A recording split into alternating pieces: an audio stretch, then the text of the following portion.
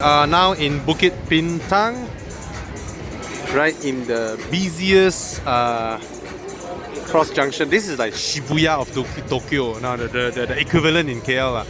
Anyway, BMW chose this location in front of Lot 10 to launch the new BMW X2, and the tagline, "Be the one who dares." You know, the first thing when I walk up, I'm like, wow, you're so daring. They're like, what? You don't even think about whether it's gonna rain. You know, for anyone who has any experience in event management, this is a big nightmare to not prepare for raining or whatsoever. And BMW took the bet, and I think the bet paid off because it's brilliant. It's a brilliantly beautiful day, and this is the X2. Now, I know a lot of you have heard about the prices and all that. You know, there's all the mumbling going around. Now look at it this way. If you stay in a rather premium neighborhood, how many 330Es are there? Every day when you go to work, coming back from work, how many Mercedes GLAs you see? How many A classes you see? I bet there's a lot of them, right? So what BMW did this round with the X2 is a very straightforward proposition. It is a lifestyle crossover, and basically they want to bring this car in fully CBU from Leipzig, Germany, for those who want something that is different. For people who like BMW's driving dynamics, but they just don't want to buy something where there's one another across the street. So they wanted something that when people see them driving, they will take a second glance. And this is the BMW X2. I'm going to focus more on the gold color one because of the lighting. This one is outdoor. See, the red one is outdoor, but this one is indoors. Now, what is this? It's a crossover. Why? You can see the ride height. So it has a taller ride height than normal hatchbacks, than normal sedans. But the car is designed to have a very low roof, so that the low roof line contributes to its sporty image. So I would say this car is very, very unique because it doesn't look as SUV-ish as any other crossover out there. In fact, it looks more like a hot hatch all-terrain. You know, Audi has their all-road Avant, right? And this looks like one of those, but it's not just that it's not a wagon. Okay, let's go through the styling, should we? A lot of new elements here. First off, the front. Okay, look at the front. Of course, we have the familiar kidney grille, and this time around they have a different take on it in terms of the overall shape, because it is a bit more trapezoidal if you look at both elements at the same time, because the bottom is a bit wider than the top. Okay, that is slightly different. That gives a different graphic, I would say. And then you look at the side air intakes. This part, very bold, triangular shape, and then the fog lamps are there. So you can see this car takes a lot of non-traditional approach, even though it is built from an X1 platform. Okay, as we come to the sides, oh, it's a bit noisy here. Can I focus on another car? Sorry, switching you from car to car. Look at this guy here. I think I know some older BMW, some classic versions, they have the roundel on the C pillar, or D pillar if you want to call it. If you consider this as a pillar, then this is one as well. But I would look at this as a A, B, C pillar. Okay, so new elements all around. The rear lamps. Okay, this kind of shape is not actually very crazily different from a lot of cars outside, but it's just the sheer size of it. So this car is, how do I put it? From the video, from pictures, you might think this car looks really small, but actually it is not. It's rather wide. The car is very wide, but they sort of give a smaller impression just because they enlarge the tail lamps, so that proportionately wise, you thought this car is smaller than it looked like. Okay, I really want to go inside, but I'm scared will I affect other people from recording? Oh yes, they are recording, and it's my good friend Hisham Jahudi who's recording, so I don't want to kacau him. Sorry, I have to pause a while because of the stupid music. I'm gonna come here. Oh, the blue one looks really good. The blue one looks damn good. Yeah. Let's have a look inside here. So the hexagonal LED daytime running lights, they're there. Well, they couldn't take this away, this cut line over here. Never mind. I like this car. I like how it looks because you look at a lot of lady owners. I mean, a 3 Series is too common, it's everywhere, and then the 5 Series is looks a bit daddy looking, right? If a hot young woman drives a 5 Series out, it really looks like, you know, her daddy's car. And then you can say the Countryman. Yeah, the Countryman, some ladies like the way they look because they're cute, but I guarantee you there are a lot of women who loves cars that look aggressive, you know, that look sharp. So I would say in terms of positioning wise, right, to me, from a buyer consumer behavior, the closest car that can be positioned to this in terms of consumer behavioral purchase wise is actually a Range Rover Evoque. If you think about it, they want something that looks sharp. They want something that isn't too affordable, where anybody can buy. They want something that is just to show that I'm richer than you, I can pay more than you, and it's fully imported. It's not local assembly, EEV or anything like that. So that is the proposition of this. But what's the difference between this and an Evoque? Yes, the Evoque is 4-wheel drive, this is front-wheel drive, but I can guarantee you immediately this car will be sharper to drive. It's almost a given, right? It's a BMW, you know it drives very, very sharp.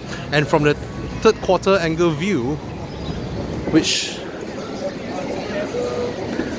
I really like from this angle, very sporty, and especially the tailpipes and all that. Let's have a look.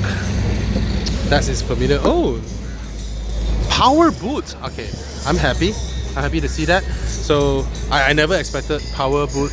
I thought it's like a hatchback, it's gonna have to push it up. Oh, very, very deep compartment. Let's have a look here. So this is like a false floor. And how deep is this? My palm is quite big. My palm is the equivalent of a lady shoe size 5 or 6 or 5.5. Okay, there are some straps over here, some teetering points, there is a power socket, and what else? There are no tonneau covers because this is a hatchback and you actually don't want the weight of a tonneau cover, and storing them is troublesome. This one you can just take it out and shove it underneath. Alright, so that works.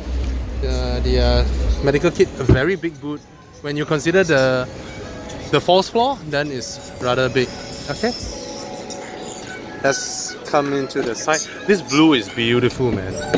Okay, wait, I need to adjust the front seats to my sitting position first. Let's come in here. Okay, if I were driving, this would be my position. Someone is taking pictures of the driver's side, so I don't want to touch that first. Let's come to the rear. Okay, let's come to the rear here. Sit inside here. Now the seats are mounted high. You can see that the seats are mounted high, so my feet can go underneath. There are indentations on the seat back so that it creates more knee room for me. And I am 5'11", so I get about 4 fingers of headroom left. And I like the fact that the headrest doesn't block the bottom of my back, the top of my back or the bottom of my neck. Because a lot of European cars, right, because of the anti-whiplash thingy, they want to force you to push it up, then only you get a comfortable sitting position. But this one doesn't. I can just sit in here and rest the back of my head there, and I can slouch, so it's rather comfortable. Let's look at, in terms of width, it's not super wide. Okay, this is familiar BMW stuff, like all the others. Proper leather, perforated up here, and I think this feels the same as those Dakota leather. I don't know whether there are any other options available. So, wait, the handles here, I like them. Different material. These are no longer the 330, the F30 material where those will get sticky over time, right?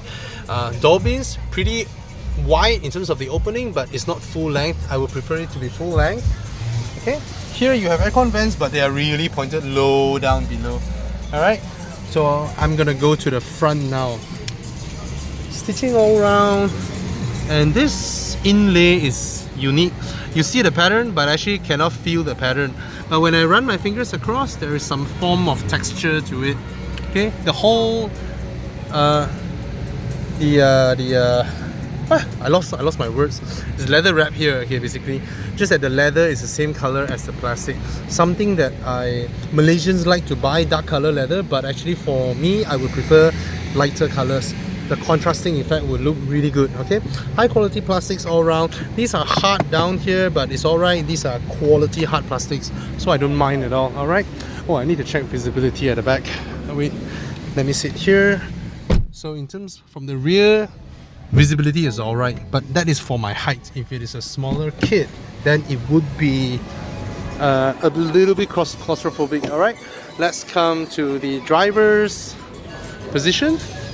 You can see the seats, you can adjust this part out, which is something that I like.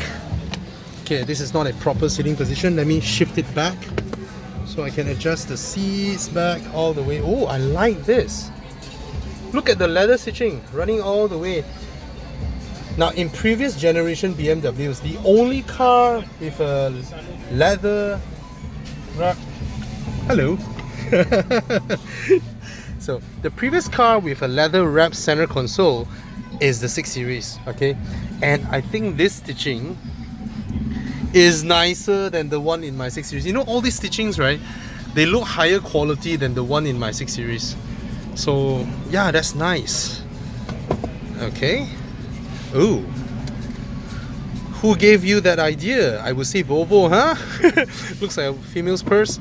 And I like the fact that this is very unique. It's slanted and it's sort of, there's a curvature to it. Okay, when you open them. So what do we have behind here? 12-volt socket, 2 cup holders, nothing blocking in between. Alright. And this shifter, this electronic shifter looks different from the usual ones that we have. But what I read from the spec sheets, it's a 7-speed dual clutch. Okay? And I love this feeling here. This is plastic, but very high quality plastics, and it's sort of curved like that. It feels really good. Okay, so you can put your arms on the armrest. Okay, no phone holder, thank God. I hate that thing. Okay, and then there's a USB port here, very spacious here, pretty alright. Oh, like Volkswagen Group cars, you can angle them. Haha. So if you put them down, it's just nice for the iDrive controller. Lovely steering wheel. I've said this many times, the M Sport steering wheel is one of the best looking steering wheel in the business. It's fantastic to hold. I think the size of this is smaller than the one in the 1 Series. The one in the 1 Series is slightly larger. Start the car. Okay, lovely. Yeah, thank you. You're not supposed to start lah, but okay. the ACC one. Thank you. Oh, so Tengku Ezan. This is Tengku Ezan. He is the brother of Tengku Dijan, and he works in BMW Malaysia. Yeah, Tengku Dijan's brother. Yeah, our drift king. And this guy also terror in driving. His driving skills are terror. Very nice. I think it's the first glove box that I saw with nicely felt covered on the lid, and then a thick rubber coating inside. Very nice. Okay, so usual BMW materials that we can see further down, the doors and all that. But new things for a car of this segment, for this lifestyle driven, more lifestyle approach positioning, leather wrap dashboard, console and all that. Okay, and this steering wheel is slightly smaller than the one I felt in the 1 Series, so it's nicer to hold. It's more suitable for this car. Okay, and then the dials, some new design here as well. So yeah. Oh, this is the new one. See, I run my fingers across. Yes, so it senses my fingers. Is it touchscreen? Oh, it is. Nice. So again, in terms of rotary dial driven infotainment systems, I think BMW makes the best lah, huh? Okay, the graphics are superb, man. Very fluid, very high res, and yeah, lovely SOS. I think that BMW has. Okay, so oh yeah, what's the horsepower? 190-ish. Oh, rubber coated as well. Ooh, very nice. Yep. Power boot release. I can open and And can I close with it? Let me see. What does it say? Oh, so it's able to close if I have the key with me. So the keys are not with me, so it will not close using that button. Alright, I'm gonna close it here like that. So yeah, that's the walk around of this car. 7-speed dual clutch, front wheel drive, 190 over horsepower. What's the torque? You Google yourself. Yeah, that's the X2. What's the price? 320,000. Yes, it's not cheap. So for those of you who cannot afford, you can only look at others who can afford, and then you buy your 3 Series. That is the positioning of this car. That's how they position it.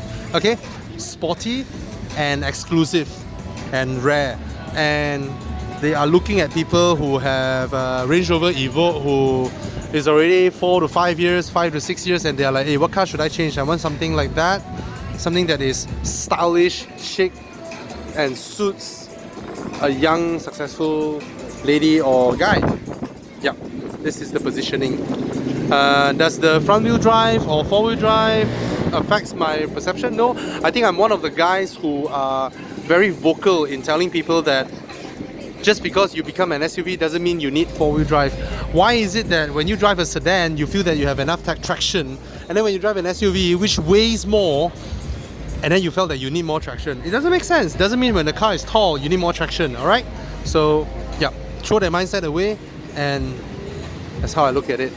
I like the uniqueness of this proposition, but it really remains to be seen how consumers look at it, because it is about what, quite a sum away from a GLA, but GLAs are everywhere, and I bet you GLAs doesn't drive half as good as this. Anyone who owns a GLA, I think you will agree with me, your cars doesn't really handle well, but the GLA 45 handles amazingly well. Alright, that's about it. I'm Bobby, signing off from Evo Horizon. Cheers. Yep.